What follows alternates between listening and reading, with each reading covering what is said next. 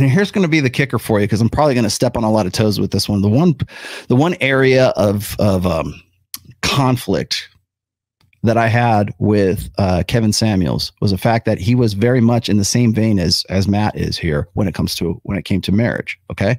Now, I'm not speaking for Kevin. I certainly would not ever even attempt to do something like that. But however, if marriage is your solution to all of this, and you do not include the idea that marriage needs reformation in a legal sense, if there needs to be choice, and if you're going to talk about responsibility, if you're going to talk about all this great, commitment and all this other crap that goes along with marriage, which I'm not saying it's not great, right? I think I am very much a proponent of marriage for 26 years. I'm just against the way we do it now. And unless you address that, your goal is only just to put guys back on the plantation, Matt.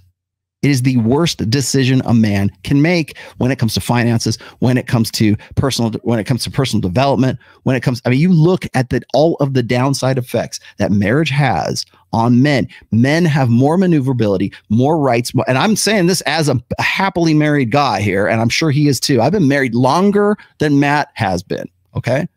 As a happily married man with an ideal marriage, more or less, most men would say an ideal marriage, I'm going to tell you right now, I would not advocate marriage for guys. I know guys are going to do it, and I hope you can make the best of it.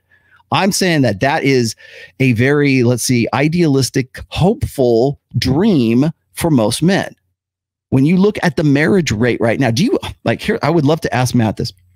Do you think that if we eliminated abortion altogether, that more men would go, you know what? I think Matt's right. I think I should go get married. Do you think that the marriage rate would go up if we completely abolished abortion? We took it away from the states. We said, okay, we're no longer United States, no more abortions. If we did that, do you think that men and women would go, okay, well, I guess our only alternative is to be in a committed, wonderful relationship with another human being where we can be completely vulnerable and blah, blah, blah, blah, blah. Do you think that would change anything? Because right now we have the lowest marriage rate in the history of the United States, 5.1 per 1,000.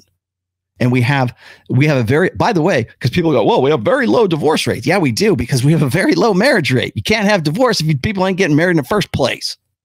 Don't give me this bullshit, okay? Here, for anybody who throws this at me, because I know some people have been critical of me as well on this. Again, look when this happens. 1965. Look at that. Look at that spike right there in the divorce rate. Got it? Using the pill versus the divorce rate. Okay. And it jumped up. It peaked right around 2010. And there you go. And you know what? If you keep going from 2010 all the way to 2020, you'll see that it drops off more. Because if you look at right about where, 1975 all the way to 2010, you can see how this, how divorce tracks with hormonal birth control. Is that the next thing? Maybe we should take away hormonal birth control, Matt. Maybe we should do that too. Maybe every time you fuck your wife, you should run the risk of having a child. Because clearly, let's look. The longer your wife's on the pill, it tracks with the divorce rate, right? So the longer you're on the pill, do you enjoy loving, wonderful, committed sex with your wife because of hormonal birth control? Or are you wrapping the rascal every time you knock it out? All right. Because technically, if you're going to talk about risks, that's a fucking hell of a risk, my friend. So what I'm saying here, I'm not saying don't get married. I'm not saying that he's not right about this. He is right about this. I'm just saying it's very Pollyanna and very ignorant of this situation, contractual marriage, right? Well, if she's into it and you're into it and you have a loving relationship, then you shouldn't have to worry about it. That's not it. It's not that every woman will, it's that any woman can. You are powerless. You still, even in the best, and I'm speaking as a guy in a really good relationship, even as a guy in a good relationship, if you are and you both have this understanding, you have this mutual love, and you have this understanding of gender roles and everything, your conventional gender roles, great, awesome. But you know what? In the back of her head, she's like, divorce is always an option. I can always do it. If I want to, I could really fuck his life up, because you don't have the authority to tell her no. You don't have the choice to tell her no.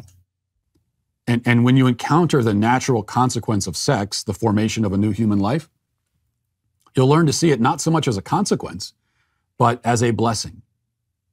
and a gift. With this perspective and this attitude of true acceptance, you'll also experience what is known as joy. Joy. Which is something that you'll never find in hookup culture. Yeah, and you probably never find it on pornography either. Well, again, it's a container. Joy is a container word. I'm not saying it's not. He's wrong. It's a wonderful sentiment, but that's what it is. It's a sentiment. I'm not saying you shouldn't strive for that. I'm not saying it's not an admirable goal, but you're preaching to the choir, and you're also, I should add, is that marriage benefits women right now, does not benefit men whatsoever.